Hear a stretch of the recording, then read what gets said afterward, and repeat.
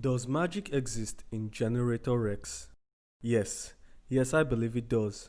And the crazy part is you have already seen it and you just don't know it.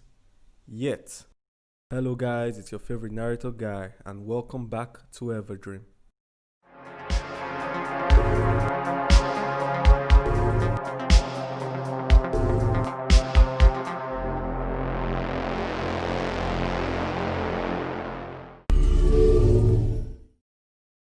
Now, Generator Rex is a show that is deeply grounded in science fiction. Most of the bizarre things that happen in the show is caused by man-made mutations known as evils. And for the most part, Generator Rex is pretty strict with this. Anything out of the ordinary that happens is usually the result of an evil or some other science fiction disaster. You see, unlike its cousin shows Ben 10 and The Secret Saturday, Gen Rex doesn't like to veer into other territories outside of science fiction. It also takes place in a parallel world that is very different from the Ben 10 and Secret Saturday's world. Now what's the point of this little overview I just did? You may ask. Well, it means before we can even start talking about magic being in the show, we must first prove that mana or life energy can even exist in this world of science fiction. And if you don't know what mana is or what it has to do with magic, I recommend watching my other video where I explain everything that has to do with magic, including mana. The link is in the description, the video is on my channel. But to oversimplify guys, mana is the energy needed to do magic, and without it there can be no magic. And to prove it exists in Rex's world, luckily for us, is actually pretty simple, barely an inconvenience. From Ben 10, we know that mana or life energy is multidimensional, meaning it can exist and move between the different dimensions. Dimensions like Rex's parallel Earth, for instance. We also know that mana is produced from living things, and it's as much a fundamental force of the cosmos in Ben's world as other forces like gravity or light.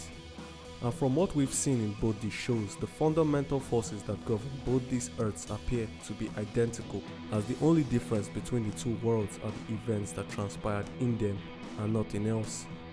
From these facts, it should be safe to say that mana does in fact also exist in Rex's world, and I believe we see evidence of this, and by extension evidence of magic, not just once, not just twice, but 3 times.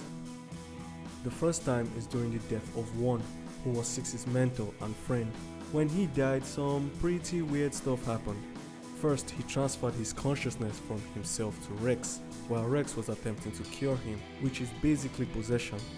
And in doing this, the show has acknowledged the existence of spirit, which is something already outside of science fiction, and more based in fantasy or occult horror. And the thing that follows after this is just as weird.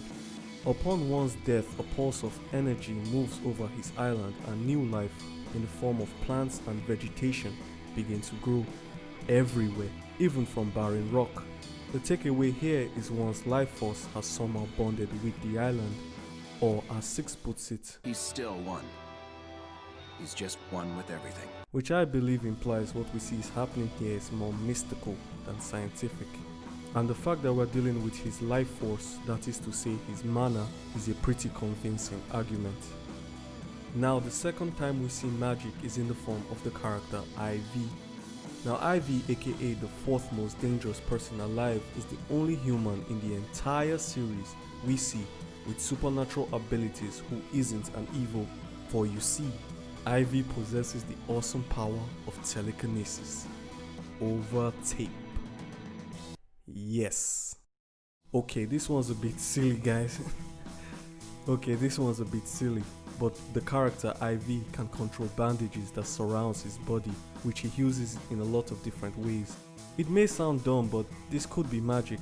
It's not like we haven't seen the same thing being done in Ben 10.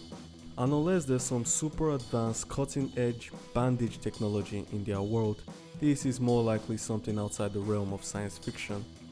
Add to the fact that Ivy was also a student of one, then it's a pretty compelling argument he's practicing some form of magic or another with those bandages. And to wrap things up, pun intended, the last time we see evidence of magic is in the episode Outpost, where Rex encounters a creature he first assumes to be an evil, but is later revealed to be a chupacabra. Chupacabra? Isn't that a myth like Bigfoot or the Loch Ness Monster? Now, a chupacabra is a cryptid which, if you've never watched the totally amazing Secret Saturday show, are basically ancient magical animals. I talk about them a little in my magic lore video. Again, go see it, there's a lot of useful information there. But it should go without saying that the existence of magical creatures directly links to the existence of, magic. Now, it's true the creature is portrayed differently than in the Secret Saturday cartoon, but then again it's also portrayed differently than in the Ben 10 show, and they are from the same earth. This is just because different artists worked on each show and there wasn't any solid collaboration between all three shows. But you could always headcanon it and say they are all chupacabra, but maybe different types. After all, chupacabra simply means goat sucker, and that can be any magical animal that sucks goats. And on that note, it's time to bring this video to a close. There may be more things I may have missed, and if there is, please feel free to comment. I usually do not disable my comment section, but if for whatever reason it's gone, there will usually be a link to Reddit where you can leave a comment and leave your thoughts on my video. As usual, if you like and enjoy what you see here, please subscribe, as that really encourages me to make more videos. Also, please share my contents to those who you feel would like to see it. As a creator, this really encourages me to improve and make better videos. Alright then, this has been Everdream. See you guys later.